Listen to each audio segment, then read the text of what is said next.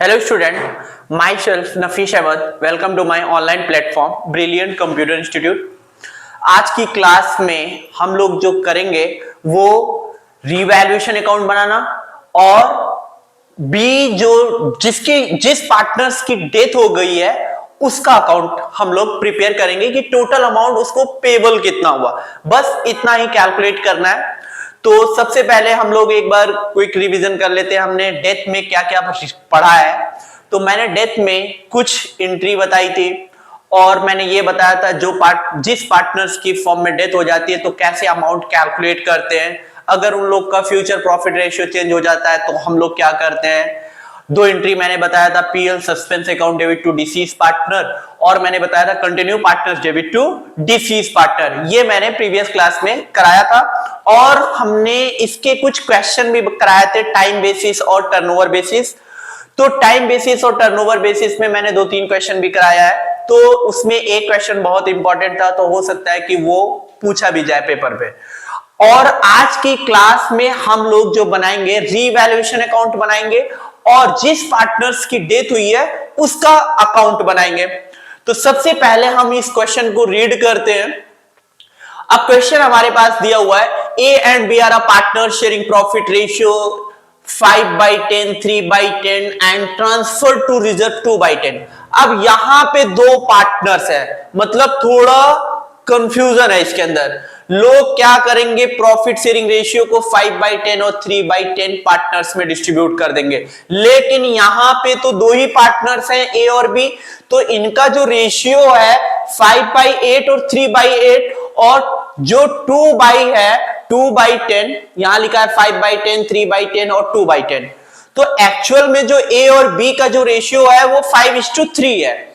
ठीक है, क्योंकि दो पार्टनर्स है और दो पार्टनर्स का रेशियो यहां गिवन है 5/10, 3/10 एंड ट्रांसफर टू रिजर्व 2/10। और जो भी अमाउंट होगा मतलब उसको प्रॉफिट का 2/10 ट्रांसफर कर देंगे रिजर्व के अंदर। तो यहां पे एक चीज ध्यान रखना है कि जब हम लोग रिवैल्यूएशन अकाउंट बनाएंगे तो प्रॉफिट को डिस्ट्रीब्यूट हम लोग 5:3 में करेंगे। गलती ये नहीं करना है कि यहां पे 5/10 है, 3/10 है तो 3/10 और 5/10 में हम लोग प्रॉफिट को डिस्ट्रीब्यूट कर दे, ये नहीं करना है। क्योंकि ये 5-3-2 जो है ये तीनों है, रिजर्व का है और बी का 3 है, ए का 5 है, तब इन तीनों को अगर सम करोगे तब ये 5/10, 3/10, 2/10। तो क्वेश्चन थोड़ा क्या है, टेक्निकल है और थोड़ा कंफ्यूजन वाला है। तो एग्जामिनर जो क्वेश्चन पेपर बनाता है ऐसे ही कंफ्यूज करता है। तो आप लोग ये ध्यान रखना है कि अगर दो पार्टनर्स हैं तो इनका रेशियो वही होगा 5:3। फिर लिखा हुआ है their balance sheet as of 31 March 2024 was as follows. अब बैलेंस शीट दिया हुआ है liability side, asset side. Liability side में क्रेडिटर्स है, WCR है और कैपिटल दिया हुआ है पार्टनर्स का। कैश एट बैंक दिया हुआ है, सन्डी डेटर्स, फिक्स्ड एसेट और गुडविल। फिर यहां लिखा हुआ है B died.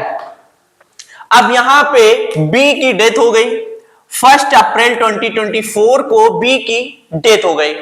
Beside his capital and reserve, be legal representative. Legal representative किसको बोलेंगे, जो जिस पार्टनर्स की डेथ हुई है उसका जो लीगल रिप्रेजेंटेटिव होगा। जैसे हम लोग उसको अकाउंट में जो बी का अकाउंट बनाएंगे उसका जो पैसा होगा उसका कहां ट्रांसफर करते हैं हम लोग जो ट्रांसफर करते थे वो एग्जीक्यूटर्स अकाउंट में, तो वो लीगल रिप्रेजेंटेटिव। तो legal representative are entitled to his share of goodwill based on the total profit of the last 3 years, which were 10,300, 15,100 और 13,600। तो यहां पे B की जब डेथ हुई तो हम लोग क्या कैलकुलेट करेंगे, प्रॉफिट कैलकुलेट करेंगे। अब यहां पे 3 साल का प्रॉफिट दिया हुआ है तो एवरेज प्रॉफिट मेथड से हम लोग प्रॉफिट कैलकुलेट करेंगे। फिर उसका शेयर ऑफ प्रॉफिट निकालेंगे। अगर उसका फ्यूचर रेशियो चेंज हो गया है तब हम लोग लिखेंगे continue partner debit to deceased partner मतलब बी, और अगर फ्यूचर रेशियो नहीं चेंज हुआ है तब हम लोग यूज करेंगे PL suspense account debit to deceased partner. Deceased partner कौन है, बी। तो यहां पे प्रॉफिट को हम लोग इस तरीके से एडजस्टमेंट करेंगे इसका। फिर यहां लिखा हुआ है assets are revalued as follows, fixed asset 1,20,000। अब देखना यहाँ पे फिक्स्ड एसेट 1 लाख का था, अब उसका वैल्यू जो है वो 1,20,000 से हो गया। 2,000 out of debtor are bad, मतलब 2,000 रुपए से क्या हो गया, बैड डेट हो गया। and a provision of 5% is to be made for bad debt and 2% discount on debtors. मतलब 5% प्रोविजन बनाना है और 2% डिस्काउंट डेटर्स पे बनाना है। फिर लिखा हुआ है प्रीपेड इंश्योरेंस 490 का गिवन है। आउटस्टैंडिंग सैलरी, तो प्रीपेड पहले नहीं था अब आ गया, तो ये एसेट्स बढ़ रहा है। आउटस्टैंडिंग सैलरी 3000 यहां पे पहले नहीं था, अब बुक्स ऑफ अकाउंट में आ गया। फिर लिखा हुआ है there is an old typewriter not record, पहले एक ओल्ड टाइपराइटर था जिसको हम लोगों ने बुक्स ऑफ अकाउंट में रिकॉर्ड नहीं किया था, अब उसको रिकॉर्ड कर रहे हैं कितने से 4000। अब क्वेश्चन में क्या हम लोग को प्रिपेयर करना है, prepare revaluation account B's account to be rendered to his legal representative, जो उसको लीगल रिप्रेजेंटेटिव से रिप्रेजेंट कर रहा है उसका अकाउंट बनाएंगे। तो पहले हम लोग रीवैल्यूएशन अकाउंट बनाते हैं। अब रीवैल्यूएशन अकाउंट हम लोग कैसे बनाते हैं, जैसे हम लोग एडमिशन में बनाए थे वैसे यहां पे भी हम लोग रीवैल्यूएशन अकाउंट बनाएंगे। तो रीवैल्यूएशन अकाउंट पहले बना लेते हैं।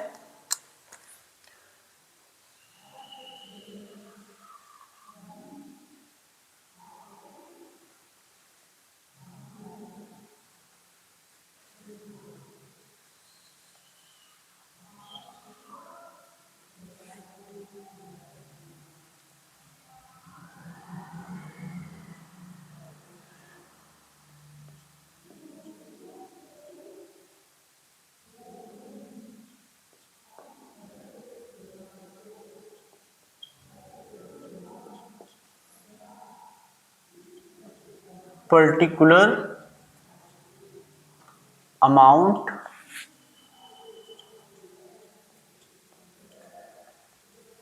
पर्टिकुलर, तो सबसे पहले रीवैल्यूएशन अकाउंट में हम लोग कहां देखेंगे, सबसे पहले यहां देखेंगे एडजस्टमेंट में। Assets are revalued, fixed asset 1,20,000, पहले फिक्स्ड एसेट कितने से था, 1,00,000 रुपए से था। अब जो बुक्स ऑफ अकाउंट में हमारा शो होगा वो 1,20,000 से, तो कितने से एसेट्स हमारा इंक्रीज हुआ, तो यहां पे जो फिक्स्ड एसेट इंक्रीज हुआ है वो 20,000 से इंक्रीज हुआ है। तो एसेट्स जब बढ़ता है तो हम लोग क्या एंट्री पास करते हैं, assets account debit to revaluation, क्या एंट्री पास करते हैं, fixed asset account debit to revaluation, यह एंट्री पास करते हैं। REVALUATION रिवैल्यूएशन, कितना अमाउंट 20,000, तो 20,000 से हम लोग दिखाएंगे।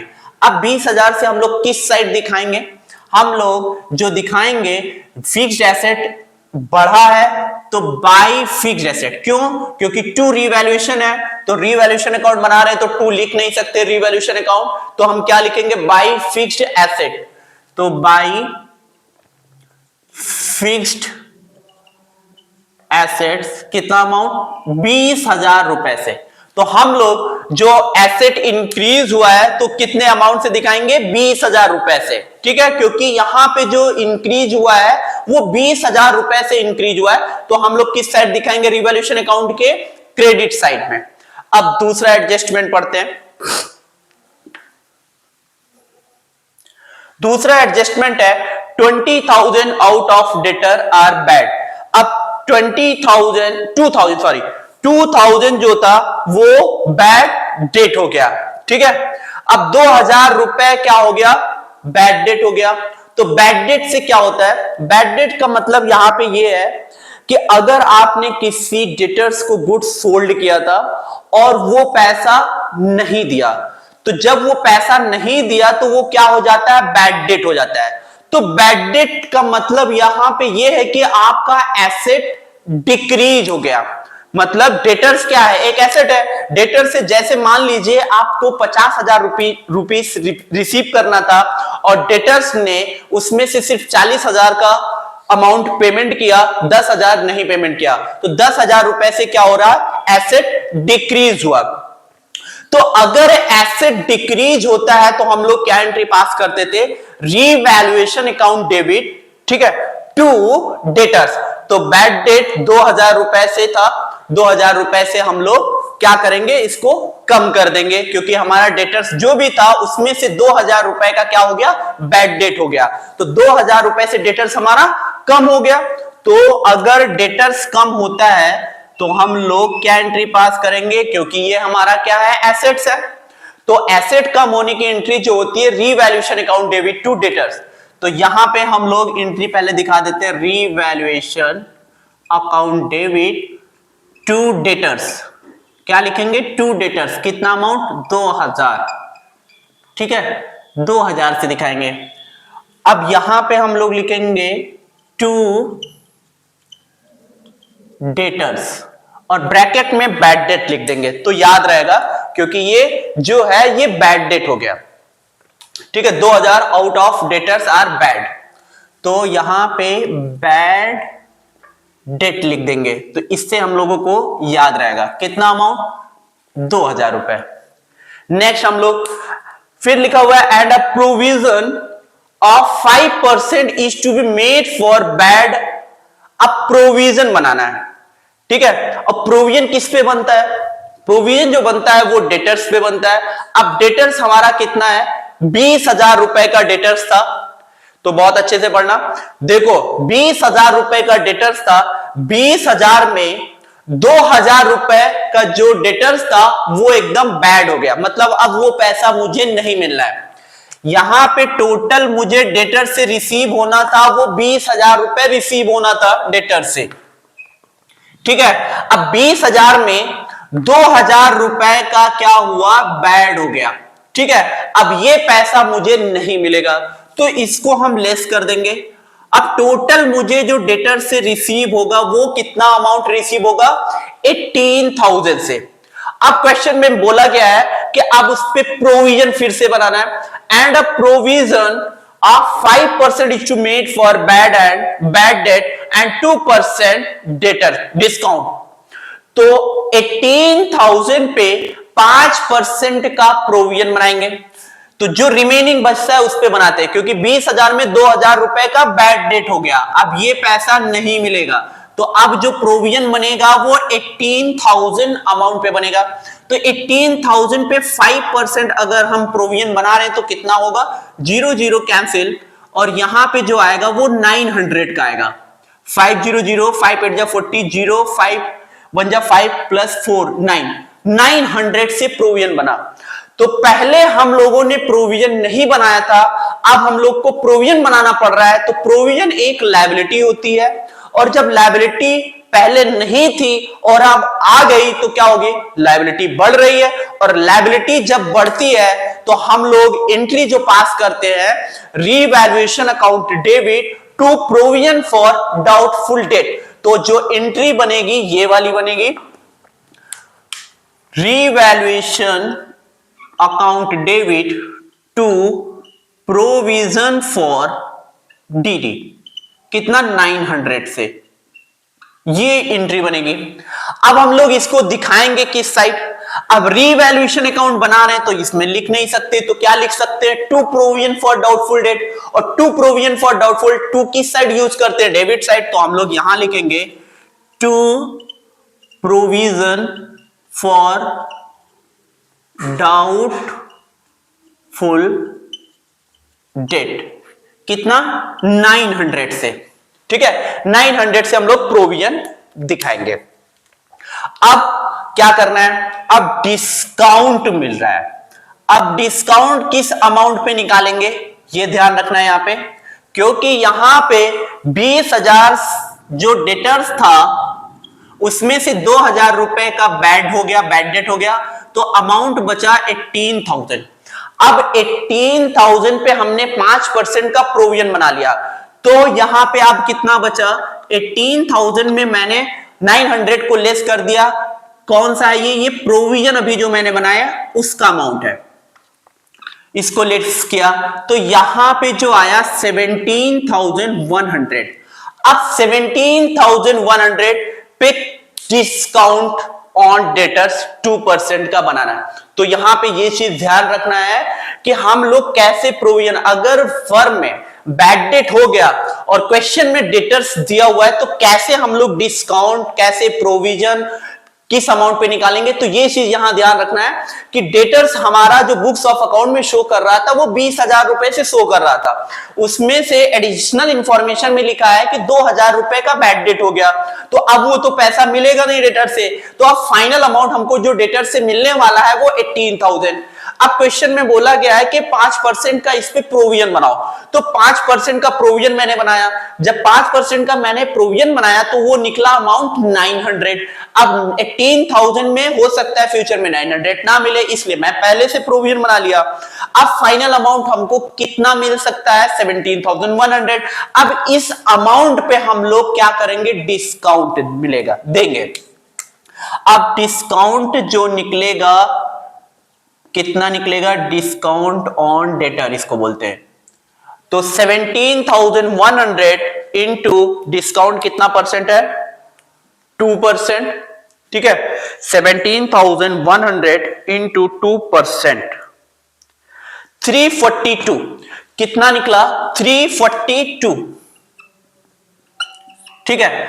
अब हम लोग क्या पहले डेटर्स को डिस्काउंट दिए थे, नहीं दिए थे, तो अगर हम लोग डेटर्स को डिस्काउंट दे रहे हैं तो क्या है, डेटर्स हमारा उतने अमाउंट से कम हो रहा है, और जब अमाउंट उतने अमाउंट से कम होगा तो हमारा एसेट क्या हो रहा है, कम हो रहा है, क्योंकि डेटर्स से हमको 17,100 मिल रहा था, अब उसको मैंने 2% का डिस्काउंट दे दिया। अब हमको डेटर्स से कितना रिसीव होगा, 17,100 माइनस 342, तो हमको जो रिसीव होगा 16,758 मुझे डेटर से रिसीव होगा।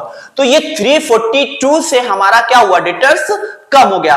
और जब डेटर्स डिक्रीज होता है, डेटर्स क्या है, एक एसेट्स है, और एसेट अगर आपका डिक्रीज हो रहा है तो आप लोग क्या एंट्री पास करोगे, revaluation account debit to discount on debtors. तो ये एंट्री पास करना है, टू प्रोविजन फॉर डिस्काउंट लिखो या discount on debtors, to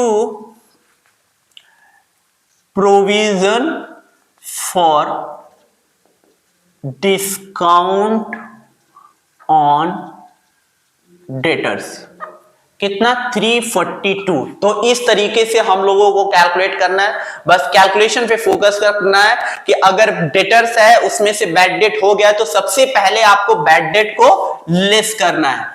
bad debt को पहले लेस करेंगे, फिर जो अमाउंट बचेगा फिर उस पे हम लोग प्रोविजन फॉर डाउटफुल डेट बनाएंगे, फिर उसको लेस करने के बाद जो अमाउंट बचेगा फिर उस अमाउंट पे हम लोग डिस्काउंट देंगे। तो ये चीज याद रखना है।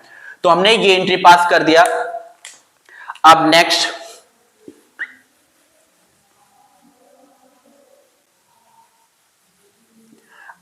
हमारा है प्रीपेड इंश्योरेंस इज ₹490।